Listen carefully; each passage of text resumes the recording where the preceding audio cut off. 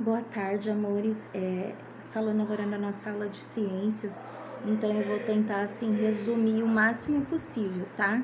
Por quê?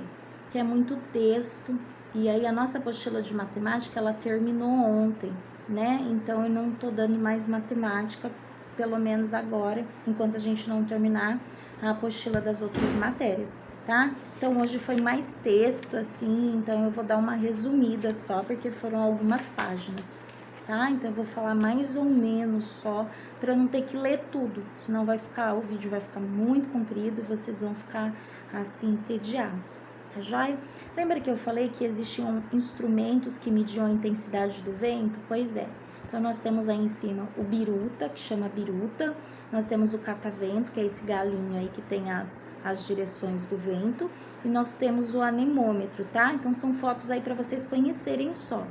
E nós temos aqui a energia eólica, que eu também coloquei um videozinho do YouTube para vocês assistirem, que a energia eólica, ela é captada pelo vento, tá bom? Então, esses aparelhinhos, eles servem para medir a intensidade desse vento e depois a instalação vem dessa energia eólica aí, tá? Que serve como energia elétrica na nossa casa. Depois, na página 29, nós temos falando sobre a água, como percebemos a água, como a água é importante para a nossa vida. Então, nós temos dois tipos de água. Nós temos o tipo de água salgada, que é a água que vem lá do mar, que você pode virar a folha na página 30, tem uma foto lá do oceano, do mar. E nós temos também a água doce, tá? A água doce é aquela água que nós podemos beber, que nós podemos usar, que na maioria das vezes nós usamos na nossa casa. Então, a água do mar, você vai encontrar ela em praia, tá? Normalmente em viagens que a gente vai, porque fica um pouco longe daqui. Nós temos praias no litoral de São Paulo, no nosso estado, né? Que é Santos, Praia Grande, Guarujá, Mongaguá, Itanhaém, tá? Então, lá nós temos as praias e lá é água salgada no mar. Tem água doce lá na cidade? Tem, mas a maioria, a composição lá é água salgada, tá? E nós aqui nós temos a água doce, nós não temos mar, mas nós temos rio, tá? Virando a folha, nós temos uma menininha aí com um copo, então eu vou falar agora para vocês da água potável. O que é água potável? É a água boa para se beber, aquela água que nós podemos colocar no nosso copo e tomar, tá? Então a água ela precisa ser sem cor, sem cheiro e sem sabor, tá? Então, a água boa, ela não pode ter nenhum cheiro, nenhuma cor e nenhum sabor, tá bom? Que essa é a água potável. Então, a água potável tem essas características aí, tá? E nós temos aqui um jogo rápido para vocês responderem justamente isso. Com base no texto, qual é o tipo de água própria para consumo, para o nosso consumo, para nós tomarmos, para a mamãe fazer comida? A água potável, porque quando você coloca água potável, ela tem essas três características aí, tá? No finalzinho aí vai falar o quanto a água é importante para os seres vivos. Os seres vivos somos nós, são os animais, são as plantas, tá? Então, nós usamos a água na parte de doméstica, para beber, para tomar banho, para escovar os dentes, para lavar calçado, para limpar a casa, para fazer comida, né? E as indústrias também usam a água também, a agricultura também, né? Para molhar as plantas, para o cultivo da plantação e para geração de energia também, porque na verdade é da água também que sai a energia elétrica, tá bom? Depois nós vamos lá para a página 33, solo. O que é solo? Solo é chão, né? Como percebemos o solo? Quando caminhamos, quando andamos, quando corremos, quando plantamos algo, tá? E aí fala aí do que o solo é feito. O solo é feito, na verdade, de pedaços de rocha que vão sendo desgastados pela chuva e pelo vento, por restos de plantas e animais, além de diferentes tipos de sais minerais, tá? Então, dependendo do tipo de rocha e dos resíduos que formam o solo, suas características são diferentes. E nós vamos aprender na próxima página lá que existem vários tipos de solo, tá? Virando a folha agora, importância, página 34. A importância do solo para os seres vivos. Para que eu preciso do solo? Uma árvore, se ela não tiver o solo, como que ela vai colocar a sua raiz, vai crescer ali? Como que uma planta vai nascer se a gente não tiver o chão? e como que a gente vai andar também, né?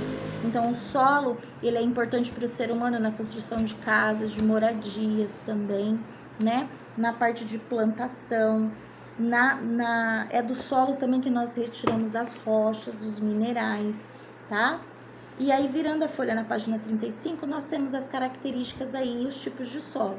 Então, nós temos os tipos de solo arenoso, que é aquele de areia lavada para construção ou para praia, tem na praia, lá na prainha tem, né? E aquela areia, ela não é propícia para plantação, tá? É o solo arenoso que nós falamos. Depois nós temos o solo argiloso, que é ótimo para plantação, tá? É uma coloração mais vermelha, os grãos são muito pequenos, a água ela infiltra com mais dificuldade, tá? Mas ele é muito bom para agricultura. Por quê? Porque tem muitos nutrientes minerais ali dele, próprio dele ali mesmo, tá? Então esse é o solo argiloso. E tem o humoso, que é aquele que é feito do cocô da vaca, onde tem muito pasto, né, muito gado pastando, e ali as fezes da vaca é que vai criando esse humus no solo, tá? Normalmente as pessoas usam também na agricultura, na plantação, na horta, tá joia? Desafio. Os componentes naturais do planeta não são elementos vivos.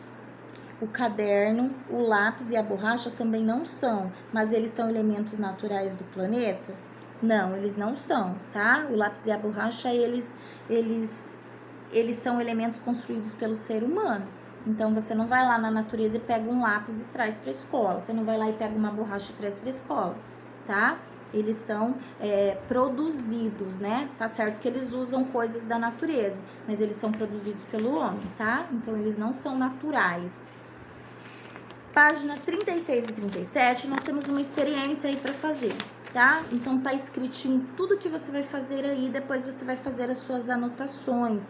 Então, primeiro os materiais, recipiente pequeno e opaco, pode ser lata de metal, molho de tomate, por exemplo. Grãos de feijão, um pouco de terra, água, né? E cartolina, fita adesiva e tesoura, eu nem falo muito, tá? Porque você vai estar aí, o seu vai estar sozinho, então não precisa.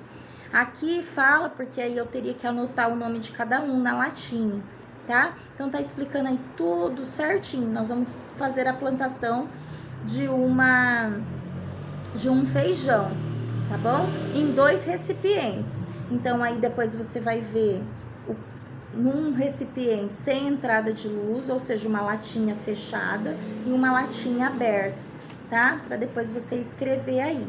Tá tudo explicando aqui, tá? Então, isso daí seria interessante você fazer na sua casa, tá joia? Página 38, luz solar. Como percebemos a luz solar? Quando é hora de levantar, por exemplo, né? Na hora que o sol nasce, aí você já... É hora de acordar, porque o sol já nasceu, né? Normalmente, principalmente as pessoas, assim, que precisam sair cedo para trabalhar, parece que a luz do sol é o primeiro indício de que você já tem que acordar, você já tem que levantar, tá? A luz do sol, ela é importante porque ela ilumina e ela também nos aquece.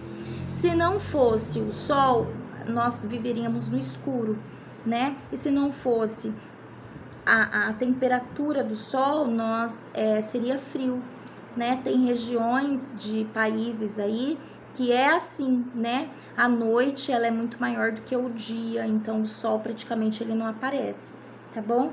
A importância da luz do sol para os seres vivos. Nossa, assim como a água, assim como o sol, a luz do sol é muito importante. Porque sem a luz do sol as plantas também não nascem, as plantas não produzem o seu próprio alimento, que nós chamamos de fotossíntese, tá? Não tem como a planta fazer o uso do sol e ela não vai conseguir produzir a sua fotossíntese. Então, assim, na verdade, nós precisamos, né? E a planta também. Porque a planta, ela produz o seu próprio alimento, mas ela precisa do sol, ela precisa do gás, do oxigênio, do gás carbônico, da glicose, tá? Para poder o quê? Ter a produção do seu próprio alimento, que nós chamamos de fotossíntese, tá bom? Na página 39, eu já estou, uso da luz solar pelo ser humano. Então, nós precisamos da vitamina que o sol nos dá, que é uma vitamina natural chamada vitamina D. Ela é muito importante, por quê? Porque ela faz com que o nosso corpo fique protegidos de bactérias, de micro-organismos, de vírus, tá bom? Então, a luz do sol, para você ter uma ideia, tem vírus que morre dependendo da temperatura do sol. E tá aqui os horários, né? O tempo para se tomar sol, pelo menos 15 minutos, de 1 hora para pessoa negra, né, por dia, porque a pele negra, ela tem mais melanina, mais cor, então por isso que ela aguenta ficar mais tempo no sol, tá? Mas eu acho que agora, como esse sol tá muito quente, acho que nenhum tipo de pele é indicado, a não ser que seja esse horário aí, antes das 10 da manhã e depois das 16 horas, ou seja, depois das 4 da tarde, tá bom? E as plantas precisam, então elas tomam sol, né, praticamente o tempo inteiro. Tá? Aí nós vamos falar aí do uso do sol também para energia solar. Essas placas aí, ó, na página 40, que está em cima dessa casa, essas placas azuis, são as placas solares que captam a luz solar e é transformada em energia que vai para sua casa também, tá? Para vocês terem ideia, essas casinhas de Coab, que tem essas casinhas populares que nós falamos, tem uma placa solar no banheiro. Para quê? Porque o chuveiro, principalmente na época do frio, nós gastamos muito a temperatura quente e por isso puxa muita energia, tá? Então a gente acaba gastando mais energia. Então a placa solar, ela reduz a energia e outra, ela é muito boa para o meio ambiente, porque ela não traz danos para o meio ambiente, tá joia? Preservando os ambientes, como cuidar do ar. Aqui vai falar do ar. Então o ar, ele é muito poluído, né? Principalmente as pessoas que gostam de colocar fogo nos terrenos baldios aí, e vem aquele fogo, aquele cheiro. Então quem tem problema de bronquite, quem tem problema respiratório, isso faz muito mal para a saúde. Aí nós vemos aí uma chaminé de uma indústria, ó, que polui muito também, e os gases poluentes dos carros, tá? O carro, ele tem que tomar cuidado, ele tem que estar sempre em manutenção para não jogar essa poluição aí toda para a natureza, tá? Página 42, como cuidar do seu planeta? Então, a água, uma das coisas é economizar água, tá? Então, tem aí, ó, usar água de maneira consciente, para que futuramente nós tenhamos água. Às vezes fala assim, com esse rio Paraná aí tem tanta água, não vai faltar. Vai faltar, pode faltar, tá? Porque assim, acaba tendo que, se faltar lá nas outras cidades, as pessoas vão vir para nossa cidade. Você já imaginou o caos que vai virar isso aqui? As pessoas à procura de água, porque a água é vida. Então, nós precisamos economizar para não faltar, tá? Eu falo muito essa frase, economizar para não faltar, né? Então, tomar banhos rápidos, fechar a torneira enquanto escova os dentes, pedir que se conserte lugares onde jogam água limpa, reaproveitar as águas, por exemplo, da máquina de lavar, dos aquários, tá? Do tanque. Às vezes você enche o tanque a mamãe aí enche o tanque para lavar roupa, não dá para aproveitar essa água aqui, vamos lavar a calçada com ela, vamos lavar os banheiros, tá? Então, tudo dá para usar e aproveitar. Como cuidar dos solos? Com relação ao nosso chão, onde vai a nossa plantação, porque o solo também é importante, porque é do solo que vem a alimentação, a comida para nossa casa, né? Então, assim, ó, agrotóxico, na página 43, sendo aplicado no solo, solo com lixo também danifica o solo, tá? Para a preservação do solo, tem algumas ações que podem ser feitas. Jogar o lixo corretamente, reciclando. Nós temos, né, programa de reciclagem aqui do lixo. Usar materiais que são facilmente eliminados no ambiente. Evitar consumos de produtos que usam agrotóxico para a sua produção. Evitar o uso de material descartável como plástico. Às vezes você joga um plástico no solo, no chão, no meio ambiente, e ele demora muitos anos para se degradar, tá? E isso vai o quê? Trazendo consequências sérias, né, para o solo, para a natureza de uma forma geral.